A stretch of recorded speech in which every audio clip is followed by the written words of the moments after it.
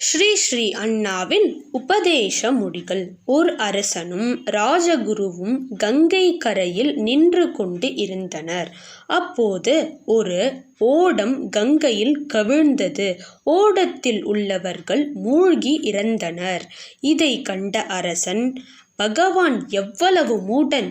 இந்த ஓடத்தில் உள்ள யாரோ ஒரு துஷ்டனுக்காக எல்லோரையும் கவிழ்த்தாரே. ஒருவன் துஷ்டனாக இருந்தால் அவனை மட்டும் கஷ்டப்படுத்தல் ஆகாதோ என்றான். ராஜகுரு மௌனமாக இருந்தார். அப்போது அரசன் ஓர் எறும்பு பொத்தின் மேல் நின்று கொண்டு இருந்தார். ஒரே ஒரு எறும்பு அரசன் காலை கடித்தது. அந்த எறும்பினிடம் கோபத்தால் எல்லா எறும்பினையும் காலால் தேய்த்து கொன்றான்.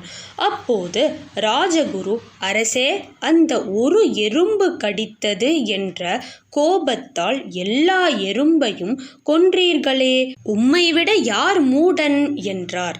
அரசன், அந்த எறும்பு என்னை கடித்தது போல் எல்லா எறும்புகளும் என்னை கடிக்க கூடும் என்றான். அவ்வாறே அந்த ஒருவனை போலவே ஓடத்தில் உள்ள அவ்வளவு பேருமே துஷ்டராக இருக்கக்கூடும் என்றார் குரு. எனவே பகவானை தூஷிக்காதே.